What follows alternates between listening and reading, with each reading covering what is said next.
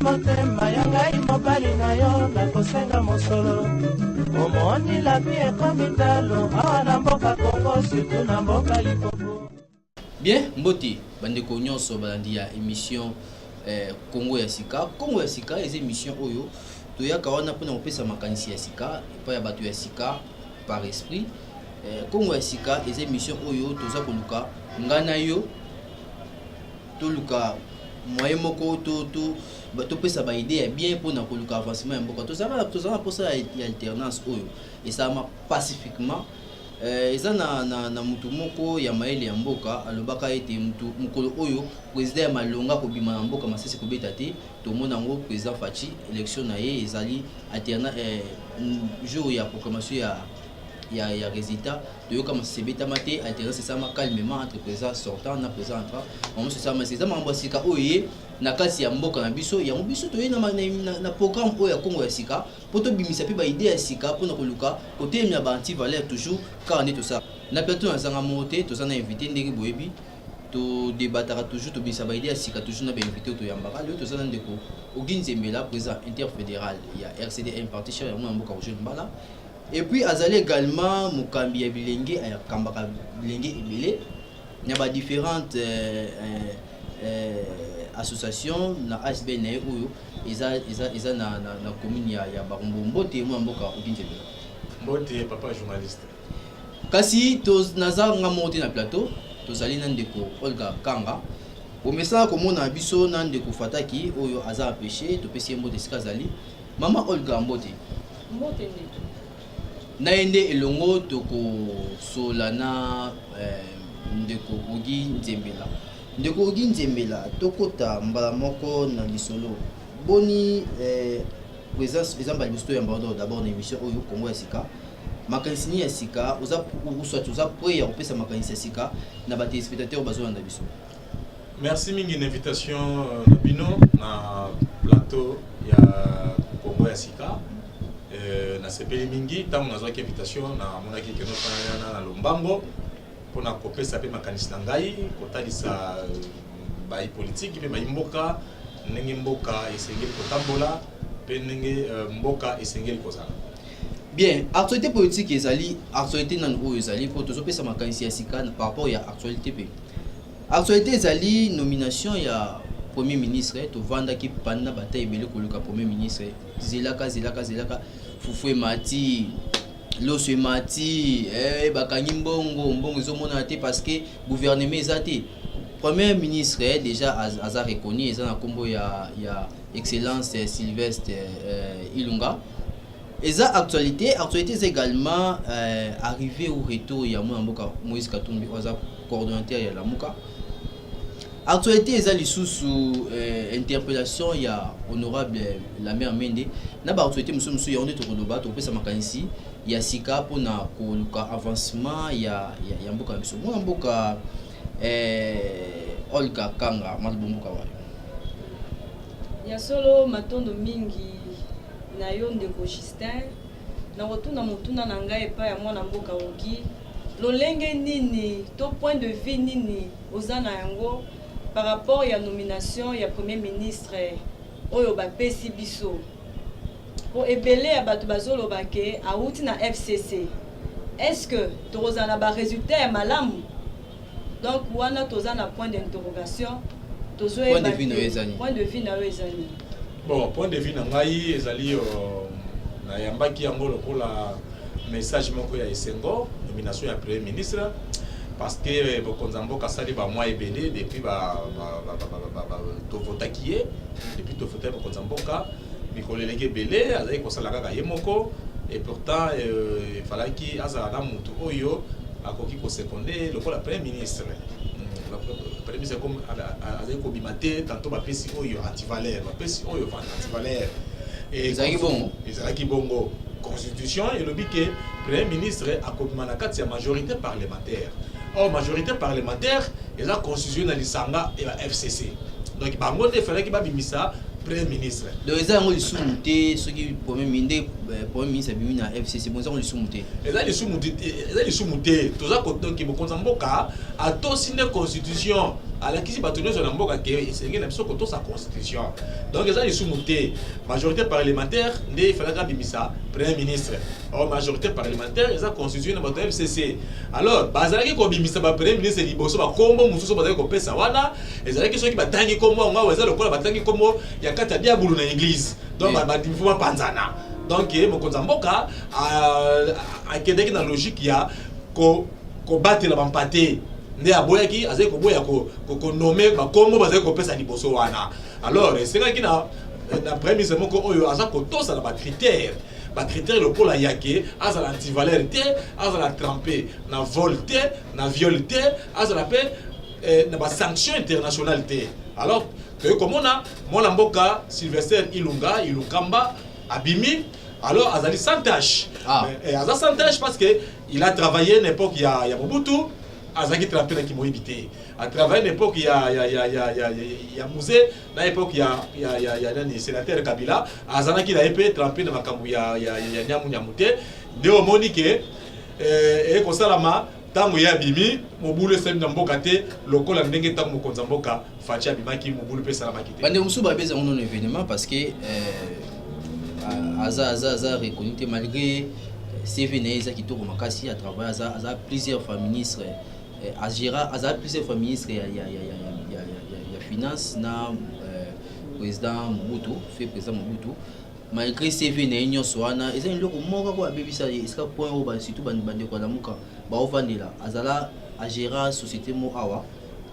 oui de ceux qui ba 20 quelques mois impayé ya ba Justin bande ko ya lamuka bazana leçon ya kopesa na peuple congolais te oui c'est leur analyse na bango surtout quand na kati ya analyse ya bato yo baza ko constituer lamuka wana eza scandale wasakante so oui na ko bisa yo mutu lokola nani ndeko na biso yo ya Kikwiti Fumumpa comment est la sous-nani wazaki premier ministre oyo Adolphe Muzito atambola na Martin Fayolo ma Adolphe Muzito a géré ce pays comme premier ministre na ebiso que gestion de scandale après départ na dollar et combien à combien non ezali les caméras comme maîtriser au maîtriser dollar mais population à sentir maîtrise ya dollar wala te oui mais social social ya tango wana lelo ezandenge moko changer te ah bon et changer te puis il peut dire 200 francs par euro wana lelo combien mais il peut changer la dimension. Est-ce que vous avez grammage Olimbisi oui grammage ali pas ezaka ya momoko ezaka mesurer maman et bah lisa mité que non vaccin grammage pas le grammage Olimbisi to tsoko momongo monoko na CG au kaka to temlaka sénateur Kabila comme izini boyate amaiti nini lipa na talo ba marche ça mi ba société civile ba lobby ba nayi ba lobby lelo oyo lipa ya 300 francs et matika ita ata politicien mo azo bati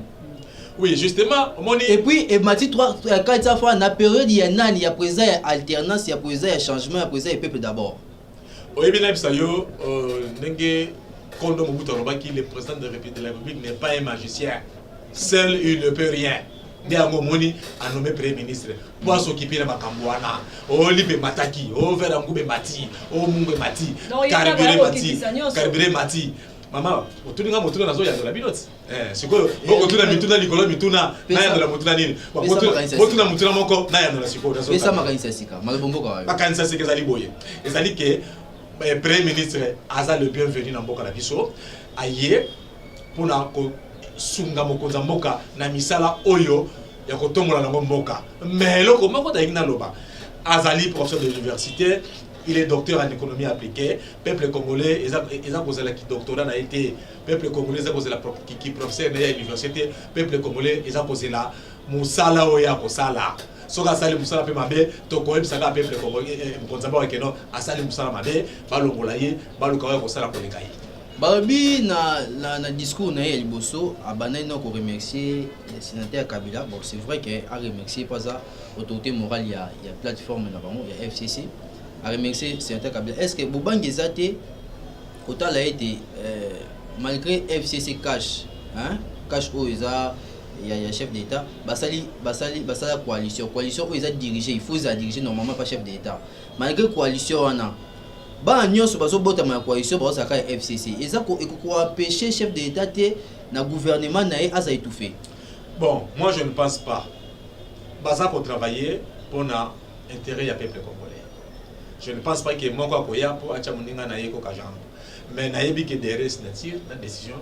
et ça na oka c'est la président de la République. Soko tamboli mabe au violer constitution, ba kolongola yo musala. Hein? Mais et là comment on peut dans le beza que premier ministre tout ça cause la mingi musala na ye na terrain que diplôme na ye. Pour à quoi peut causer la diplôme à na terrain à fouter à saler le côté. Mais à quoi peut causer la diplôme té mais à y na terrain na sagesse na ye à tomboli mboka et puis mboka ke liboso. Mon amboka, merci beaucoup. Ce que tu as dit, le retour, il y a coordonnateur Moïse Katumbi. Lolenge nini boyambaki yango. Bon, en tout cas, pour un retour, il y a Moïse, c'est un événement, parce que déjà, Martin Fayulu a balayé Guignoso. C'est un événement pour nous. C'est un événement parce que Martin Fayulu est venu d'abord en triomphe. Koleka, il est président à Bango. Mais Martin Fayulu a dit Kinshasa, Martin Fayulu a dit Kinshasa, à Tambola Kipé, dans la province de Nosso. À Otipe Kisangani. À Otipe Kisangani. Alors, et ça non événement pourquoi? Parce que Yoka, et ça non événement pourquoi? Parce que ma plein Martin Fayulu ça m'a plein Nosso. On a eu tout ce qui est plein au événement, on a évité. Yoka, au-delà de cela. Na kati na bango ya nini ya lamuka nani azo pesa ordre donc ne Moïse Katumbi ye boye ngolo ba ke Martin Fayulu il faut se taire a dit ben sous dans la terre le quoi mon continent a déjà na terrain il faut se taire to observer bango mais pour la moni arrivé ya Katumbi et ça le cola mon mboka akenagi pour se faire soigner pour mettre na mboka oyo tant que muta maladie azobela nenga ye wana. Dossier politique, dossier déjà politique, dossier politique dit les raison, tozonga na raison mais la kiawa. Oza mo parti sango monene na kata mboka na biso ndeko Justin Bendele. Oyebi bien que ndeko na biso Soriano Katumbi abimi na mboka oyo lokola muta maladie. Biso toyebi ka kende ko se faire soigner. Ndenge maladie sili, ndenge maladie sili wana, nde yango azongi. Attends ko reconnaître pouvoir il y a président Félix Tshisekedi bozo beka sono Katumbi donc comment Moïse sont gardés. Non, il faut que ne se justifier par rapport à l'accusation qui en charge naie. Alors bah que non, ngai na za mais Soriano Katumbi te. Batamiso comment il y a Soriano Katumbi. Ezali lisanga politique oyo azala ki ba bien. Il faut azonga que ne se justifier. Alors bah que non, ba kosela ki ngai makamoke. Comment nga Soriano Katumbi? Na Soriano Katumbi te. Papa na ngai comment na etel, maman na ngai comment na etel et pas na biso mboka tel. Neto ndimi ke za comment na etel mais ti sikola na se justifier te. Toza ko ndima ke. Ba to ba bien, ne ba biso comment Soriano Katumbi. Eza ndenge moko nande bato zolo bake mona mboka Martin Fayulu komo eza Keita so Keita nani wana aza malien mais bato musu abengaki biso ko to émission eza pona makaba idée ya sika bayebisi biso bapesi to ba confirmation ya mona mboka nani Martin Fayulu ka botama ne Angile lo makambo eza ngo kaka ba maloba nzela tozongi na maloba eza na ba malien mususu tozongi na maloba malien mususu babota na mbujimai ba malien mususu babota na komina kisa sawa et ngolo bateke so babota na njili nde aussi ndo komina santé congolaise il faut pas ne bala ndela likambo na bien ba rimere bima pas maté so rimere bima que kamozali mais ndeko to pesa eza ba congolais oyo babota na Paris ba congolais mususu babota na Mali mususu babota na Sénégal. Comment tu as dit Martin Fayulu Nanjili et lui il battait que soit un malien à l'ongwe malien soit un congolais à Kotika la congolais mais soit un malien à Tabotami nakata zamba ya RDC à Tigali malien mais à réclamer une nationalité na ya mboka yemo aza libre à réclamer nationalité mais faut réclamer il faut réclamer je ne peux pas filmer que les Congolais na bouloué que moi. Pour la Rokoma congolais, il faut déclarer. Oh, il y a d'office congolais. Pourquoi ce moment à Botabi bakena déclarer l'état civil ou bien ça à partir de naissance. Et ça pas la comment tata na inani, maman na inani. Martin Fayulu soit appelé na Mukanda na ye, oh il y a Botabi na Njili. Hôpital inini, hôpital à 7. to hôpital nini Tozonga- aya na mokanda tozonga nano na Na arrivé retour ya ya Moïse Moïse Katumbi. Katumbi par rapport à discours na ye lolenge alobaki ke apesaki lisesero ya chauffeur azalaka ka moko na mutuka donc veut dire que na minute oyo tozalaka na président moko Félix Tshisekedi ntango alobi ke donc botika Félix asala mosala na ye lolenge elongo bani ozwi yango ndenge nini bon nalandaki discours na ye nasepelaki na discours na ye eza discours ya kimia mpe discours ya kotonga nango mboka mais asala démagogie te aloba yango na motema mobimba ye soki aza koloba ndenge wana comme président ya 3 mois ya Lamuka est ce que bandeko na Lamuka baza na discours wana point d'interrogation Martin Fayulu combat ya vérité désir ni wana masola kala ese sila lango eza lokola mutazola tandoto comme président de vérité désir ici eza lokola mutazola tandoto comme président laisse de l'homme quoi bapekisi mutalo tate ndoto ezaka gratuit bafutela kango facture te botika Martin Fayulu alota naye a continuer kolota moi mboka Moïse Katumbi alobi ayi kosala opposition républicaine tandis que kotoyo na Lamuka totiko yo kama opposition républicaine te kotoyo eza bakamba vérité des signes kotoyo eza Félix a démissionné kotoyo eza Félix a senga divorce ye na Kabila kotoyo eza bongo na Lamuka ba discours toyo kwa na Lamuka ngwana ya une opposition républicaine et puis abi bako travailler dans quelques jours awa bakutana auto ça pour des presse mon karaté tout ko so on nzela ya singa ba albi akukutana dans quelques jours na bakutana Lamuka na président de la République ba son invité opposition ya mwana ya kutana na majorité je sais pas par rapport à idée au moins mboka Moïse Katumbi zo na est-ce c'est vrai moi mboka Moïse Katumbi ayeko tele boko na président Félix ba travailler na ou bien ayeko sa opposition ndé to opposition za na mboka biso oyebi na nyonso oyo elobami epai ya mwana mboka Katumbi Soriano te Moïse Soriano Moïse Katumbi comment na ngwana ta akobanga na mote eza kombo na ye eza kolé au moins makambo nyonso oyo ndeko Soriano Katumbi alobi lingi kolaki donc eza kolakisa biso na bopete nyonso ke Lamuka bala bulu yeke mona mutala vision na ye alors lokola maki evanda makaka na soso moko soso mbaleko bako kovandela maki te kopandana na bango eza kala mingi te oyebi na kata mboka na biso soki monsieur Soriano Katumbi alobi ke aosala opposition républicaine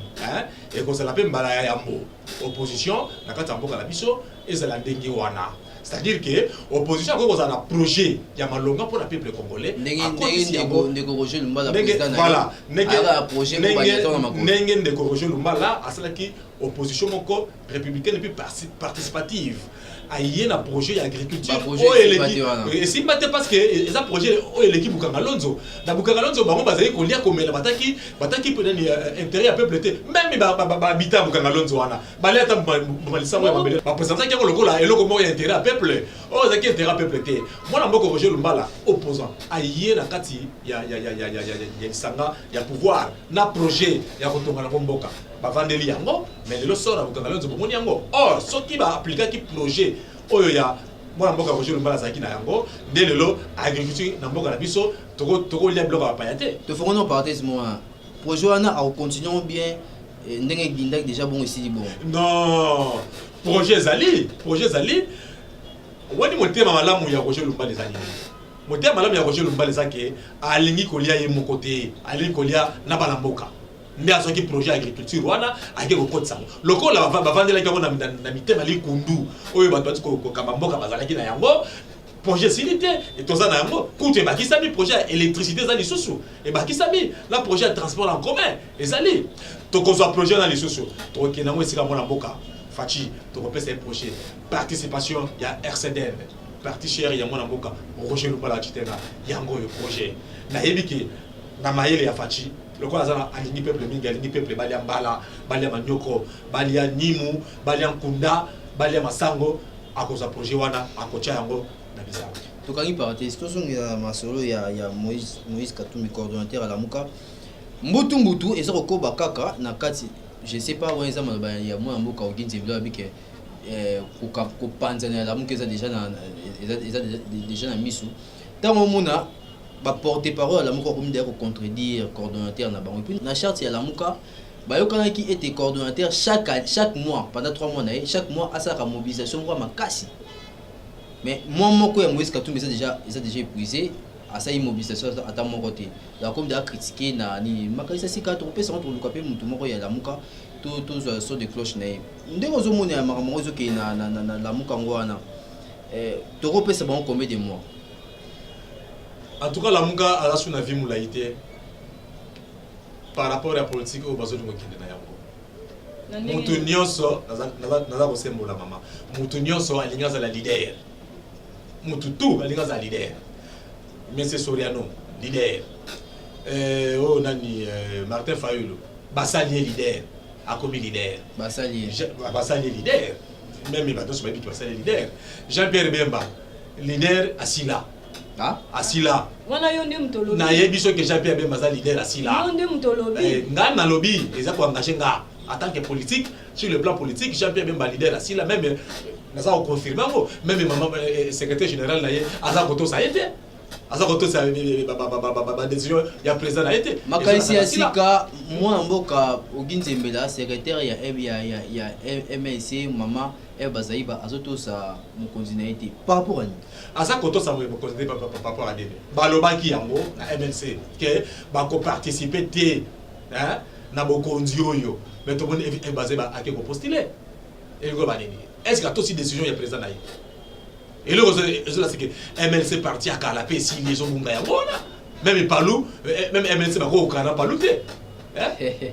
combien de fois oyo maman F Bazaiba a aussi baloba leader na été malebele aza ko tenter à chaque fois à travailler or baloba ki ba ko travailler té a aussi baloba na été au moins tout ça la carte ya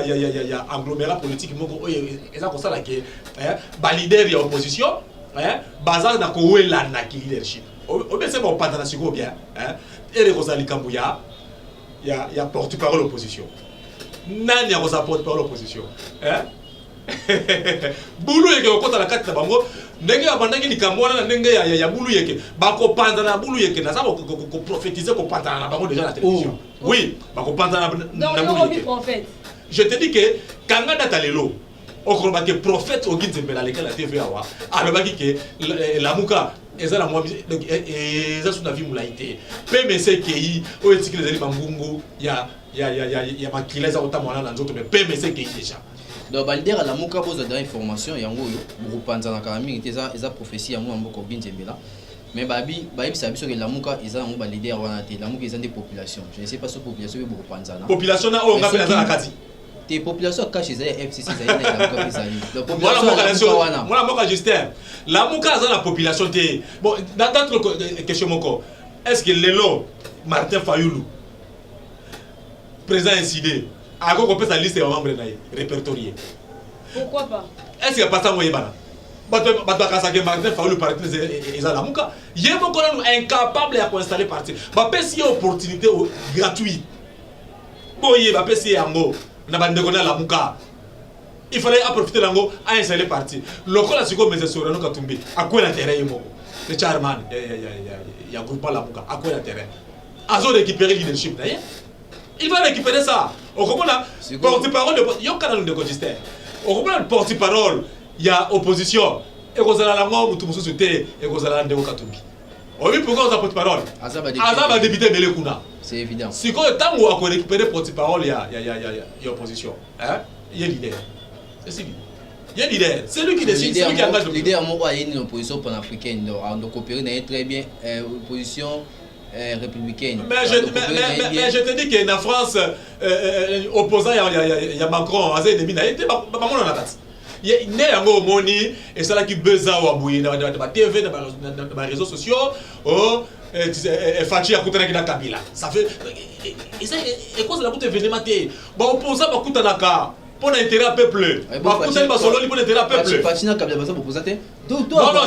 tango bazala ki ba opposant té baza ah tango bazala tango Fachi azaki ni bando coûte na bango même tango su pouvoir awa tango su pouvoir yo ka de kolanga yi ngai mutu na zala maloba yo tu ninga mutu na zawo ya dola yo non bando kuta na bango pesa ngai tango na lobi te ke bazala kuta na bango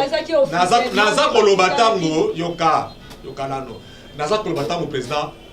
Fachi azui bokonzi awa ngonga bakuta kina sénateur kasi yango nde toyebi mais kaka bino apandisa à part ça kaka bino apandisa ngoyo bolobaki yango azokutana na ye mpona nini mpona bakutana na cadre ya kotonga mboka même pour premier parce que on a déjà signé d'accord yo moni nanu te bien yo le monité na mboka oyo na mokili oyo moto ya pouvoir na moto ya prochain bakutani ba sole mpona mboka na bango na monité na France esalamaka na poto esalamaka kaka biso awa bato na RDC bato ya mitema mabe bato ya mitema likungu tozokobakoba na kati ya émission bozo comprendre que tozopesa makanisa sika na mwa moko ogi nzembela alobaka tellement bien oyo tozobénéficier na makanisi na ye kasi na mikolo euti koleka 2 ans passés 3 ans passés ata bayina ne passé pe kaka tomonaki badéputé à la personne ya honorable à l'époque Franck Diongo na honorable Nemo Ansemi bazaki interpellé pour arrêter na ba façon moko balongola ba immunité na bango te ezaki normal ministre ya communication à l'époque asalaki déclaration abi mais la police a le droit ya kokanga n'importe qui ceux qui obuki mibeko lelo oyo ezongeli ye moko à la personne honorable la mère Mende arresta interpellation na ye oyo ezaki vraiment na brutalité yo mwana mboka okinzembela o monaki yango ndenge nini oyebi esalinga ipasi mingi kolanda réaction ya bandeko na biso ya FCC donc je sens que impunité za na kati ya racine ya nzoto na bango oyebi baka ebele na mboka na biso soka malamu Franck Diongo azalaki député honorable sont aussi honorable Mkonkole à l'époque il a été arrêté menacé aussi de Franck Diongo ba betiti kulutu nga Franck Diongo a supporté a quoi ina okoya makiliza kotanga honorable Jekoko Mulumba bakangi na immunité na ye ridiculisé pour la nini likambu ebeliti na te honorable Nemo Ansemi honorable en exercice bakangi ba menacé ba titi na boloko wana la mère Mende na TV aza koloba ba mérité yango faut bakanga yango avec arrogance pour la nini pour bandeko baza kangana baza bandeko opposition lelo bakangi la mère Mende interpeller la mère Mende moi mboka Janine Mabunda a comme un niveau ti ya kobengi sa ministre intérieur Ndeko Basile ça c'est de la honte sans contenir dans compte likamoyo Ndeko la mère Mende sali détention illégale ya diamant est-ce que azali na nini azala mikanda ya koteka la mo diamant to azala mikanda ko soba diamant azo mérité bakangaye bakokangaye azo mérité bakangaye et puis mawa oyo mwana mboka Félix Antoine Tshisekedi aza nango ekomi ya ebele mingi ngaso la sali likamba mabe awa boye bakokangana les interpellés qui batikaki sur ordre ya présidence oui bon voilà na maîtrise nango ordre de la unité mais ba interpeller ye à s'entêter pour avoir la immunité mais tant ba interpeller qui bandeko lokola ba Nemo Ansemi bandeko lokola ba Franck Diongo kasi yamo toza koloba na comportement et régime na bango tango ye moko la mère Mende il était aux affaires il se comportait comment par rapport à immunité à balinga ba député il se comportait comment il faut être dans a condamné réaction ya maman Janine Mabunda ako ko interpeller son excellence Basile Longoté partant à comportement ya la mère Mende quand il était ministre ya communication presse azali ko ba nini pona badinga o bakanga bazaka na immunité siko ekoelie c'est-à-dire que la mère Mende aye aza ko kansake azaka la pouvoir wana ya ko influencer ba donner ya ko influencer justice to ya kosa ya nini ko kende ko zwa diamant est-ce que aza chanteur ya diamant ala mikanda ko diminuer le bini par rapport ya détention ya diamant et le bini la système to lingo katana pour la nini ko diminuer le bini pour la détention ya diamant acheteur na vendeur il faut aza na mikanda ya za na mikanda te aza ko jouer na combo etikeli lokola mangungu ya nyoka acha kofi kombo ya la beremende tikali bongo lokola nyoka sa kufa tikali na mangungu mobeko za mobeko ekokanga ye et aza ko se comporter bongo pour la nini po ala kisabiso ki aza na ba relation ya kokota ya kobenga mama Chanine Mabunda ya kobenga mututele non soki ngai na ki mwana mboka excellence Basile Olongo na lingana même na ke de répondre na invitation ya madame Chanine Mabunda te mwana mboka Basile Olongo asala ki musala comme ministre intérieur asala musala ye mais yango azolinga za la gouverneur ya Sankuru pour se comporter bongo to comprendre que azobela ki gouverneur à Sankuru ezali po azala batu na ya tchala terrain basomela ki ba diama bakene koboto la ba diama batu ko kozwa ka ba diama batu yango influence wana ezolinga akoba ekomisa gouverneur pour se comporter ndenge wana bana ya Sankuru bakotika na jamais kobote la mère mende na boka la bango Sankuru pour asale le côté azape ko interpeller non naza ko interpeller te naza ko rappeler et mémoire ya mokonza mboka na biso Fachi batu ya lolenge wana baza batu ya kotia maboko baza na ba banki na ba cimetière nyonso zo mona we banki na bagoza bako moi mboko ginti bakunda ba mbongo kuna tolo bate pona oza na ba preuve na mo sinoté ba bazo c'est la justice ba zongi kasi mais justice c'est mission na le bien justice na Sankuru est-ce que batimola serke ya mbongo na Sankuru te ah mais tout na histoire na Sankuru hein soki dans le but batimola ki histoire na mboka ya mbongo serke ya mbongo na Sankuru nala kenda okunda serke ya mbongo wana nala kenda matana na Sankuru hein matana botu na bala Sankuru botu na ba décoration batira ba ko nde yango na lobby na zo en fonction ya muto akende ki ko kokunda mbongo na Sankuru donc ba banki longa e ko bala Sankuru donc il faut dans un gouverneur ya Sankuru pour protéger ba tombo ya mbongo o ezala kata Sankuru non c'est pas ça donc tout monde si tout monde ba site ya loengezo bakisa makanyangwe ye nini Kapela Koto Kimbuta nzoni bato batonda na babango balela ba mbongo eza ba cimetière to bakunda ba mbongo boye ole bakunda bato bakunda biso ba mbongo même la métropole wana mwana mboka Fachi afungola misu ba banque comme na ba cimetière jeune biso jeune dynamique jeune en action to continue makamboyo to za kolanda yango dynamique jeune en action to kotika yango sutante parce que tozali na RDC mobimba toza wana pala kosunga mkonza mboka akende liboso atonga mboka akende liboso makambo ya ba cimetière oyo ba mbongo oyo baza ko bomona ba cimetière ko banki na bango mwana mboka mokonza mboka afungola bisu na mbongo wana mbongo ya mbongo oyo ko kotonga yokana no maele ya mabe ya kokende kokunda mbongo na et puis oyela matanga batu baleli ma miso ekiti pe opanzi matanga ozu serke ko toke kokunda nzoka eza na mbongo na kati tolo bate et c'est que na soko loba yango soki na cimetière ngo esala mindengo wana c'est que na ba cimetière nyoso yo monyoyo bambongo eza na ba cimetière batu balela serke ya mbongo bakasi mutunda kufi bake okunda mwana mboka tolobela sikoyo na ngambu ya UDPS toyoki mbutu ekoti kuna komona ke président AI ndeko Jean-Marc Kabund a nommé secrétaire général ya Sika Augustin Kabuya ozwi yango lolenge nini eza na violation ya statut baza koloba ete na kati ya UDPS le ko ezala raté bon analyse nyoso ça moi je ne suis pas de l'UDPS mais na uta na UDPS to pesa makanisi lokola nazali na kati ya UDPS te ezali ndako oyo ya ngai na uta kuna mpona koma lelo koloba pe na bitando yike nazwaki formation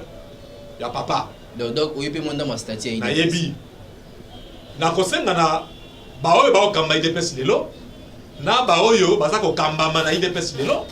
bazonga na statut ba respecter statut ezanga na ko rappeler ba mo statut te bayebi statut bien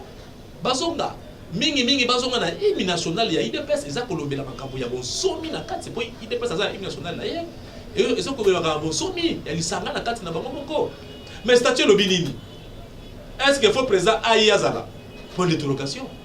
est-ce que président AI wana a composé ba acte point d'interrogation au moins ici quand okendo yo UDPS azala parce que ba élection municipale les allées UDPS azala risque ba déclasser na ba élection municipale parce que le statut de bango est ça qu'on permettre le président AID qui va signer président AI ou le secrétaire général contesté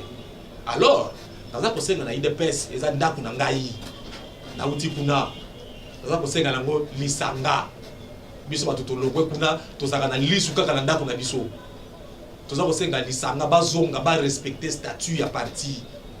Et pour une fois, IDPS est un parti démocratique parce que Baza fait la statue là-bas. Baza fait la statue. Nengue Baza fait la constitution. Les gens Baza fait la statue là-bas. Donc au moins parti est cause à des voilà. Sauf qui montent à l'écolo, mon condia, ça pour diriger parti, aligna bunga. Il faut que zone ça y est, tozonga na buku, buku lobidini. Ndeko jamarke kabund. Buke lobinini Augustin Kabuya buke lobinini tokota makambo tokota chef de l'État makambo na te parce que yaza ko diriger ko mobimba mais bato batikali ko gérer IDPS pas lukabu yeke na IDPS mais na lingi na zoka lisusu et pas la bino ba patisa pour la ligne likamba IDPS eza ko intéressé bino bakasi boza ko loba yango mingi bulu yeke za la buka bozolo bela yango te bulu to la muka est-ce que bon to beti sur la muka est-ce que la muka bende na cause après la muka te mais comment to beti sur la muka to za ki à l'aise c'est quoi IDPS ou tomboki non na tomboki te na yango libaka ba IDPS bongo bulu yeke za la FCC bozolo ba yango yo ye bien moté ke bo mboka ba eti asa fait ko se plaindre na kata FCC oh to ebi bozolo ba yango te alors on se plaindre nani ça qu'on se plaint de notre comportement, il va nous faire perdre. Ma poste est le soka kabango mazako zwa. Or il peut azap parti beaucoup influence nakati ya FCC. Ma poste est le soka batape perdre. Net il est là. Ba nommé premier ministre. Mutape perdre. PPRD. Eliasika ou moi mboka. Na makamundo surtout wana. Dynamique jeune en action asa koza position ya peuple. Pour la kotala ko déraciner ba ti valeur union so. Oyo bazako yana koboya koto sa statut à parti, koboya koto sa constitution, koboya koto sa moye ko créer bulu que ba ke dynamique jeune en action azala simala ba. Moi mo ginze me yope auto sa ba mbeko ya parti na yo posa président interfédéral. Pour atoter mina ba kote koto sa ba parti ba nini, j'espère yo mo okona mutambo na te. Ngai na omeli mingi président interfédéral ya RCDN parti cher ya mona mboka Roger Lumbala Kidenga, c'est ils a parce que naza koto sa statut à parti. Et puis naza ko faire respecter yango na bato naza ko diriger. C'est bien. Et ça madame mingi to sukisi émission awa mais to suk sa bonté to pesi makanisi ya sika na population ou talibiso to kata émission boité sans que to pesa mono ba suka et pas ya invité na biso nini o ya ko synthèse le kansini ya sika ko pesa na bilba population o bazota biso no ke mina caractère bilenge pour na yebi Laetitia Masiala yebi ke alingami to bilenge nini o kopesa na population bazo na biso les kanisi ya sika on a kopesa na population za pour na biso na bitando yike ezali ke to sunga mokonzi ya mboka papa Félix Antoine Tshisekedi to sunga ye ateli msamboka loko azala makatsa te msamboka ateli msamboka misala biso ekende liboso nzambe azala likolo ya RDC na kosenga pene basali na nzambe batika mboka te batia mboka tout le temps na maboko na nzambe biso surtout na sima ya papa moko za mboka tout tombola mboka to tisa maboko parce que mosapi moko esukola ka elongi te mais misapi ebele de sala ka loboko oyo esala ke esukola elongi nde biso nyonso to déboulonner mantivalère na niveau na banda kuna biso avant to ba banda et puis ko développer ba valeur oyo eza ko ronger makanisi na biso poto koma batu ya sika to tonga ekolo ya sika bien poto koma batu ya sika to tonga ekolo ya sika esengi ko sala ndenge mo mboka okinzembela alobi kasi esengi ko baksa makanisi eza makambo ya ba serimo ba prophétie tout ça chef de l'État akuta na pasteur Kaboulouale ça et ça dit actualité. Mais les pasteurs Kaboulouale ça qui communiquer l'église n'est pas pour la prophétie et ça qui est actualité. Tout tika ko couper sa valeur bloc sur sa valeur té. Tout tika ko tomber bloc sur au moins ce est apporter nini chef de l'État akuta ni papa Kaboulouale c'est qui non calme. Après akuta papa Kaboulouale ça pasteur muku na pas akuta na chef de l'État je sais pas sur la nini mais nyonso ele kana calme communique c'est la communication à présidence. Boye baka batu be ba reprocher bino j'espère vous avez micro bobini bosala bosa communication à présidence le la communication à présidence donc botika ko sala ba makambo sala wana tozaki na plateau na mboka Olga Kanga longo na invité na biso ndeko Ginzembela j'espère vous sepeli na nyos lobi awa mboka Olga Kanga liloba nini oyo okuko za ngo ya suka pona to clôturer émission de nakopesa kaka matondo epai ya ndeko Justin mpe na mwana mboka Oki Nzembela plutôt kaka ndenge tolobaka toujours avenir ya lobi ya Congo eza na maboko ya jeunesse. Donc yo jeune oyo vandi na ndaku to mpe oza na eloko ya kosala te ere yango oyo telema luka eloko nini ya kosala mpo lobi okoma mutu na mboka na biso Congo. Merci de vous. Bilenge bo adhérer pe bo adhérer na vision ya mwana mboka Oki Nzembela azawana azokamba bilenge belé bo adhérer pour na toluka totombola lokumu ya mboka na biso tosuksi awa tokutani basima.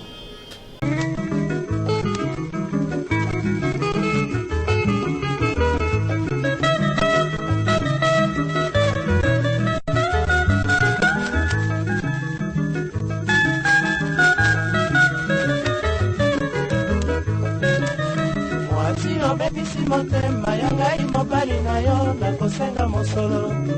omoni labi ekomi talo awa na mboka Kongo surtout na mboka Limpopo.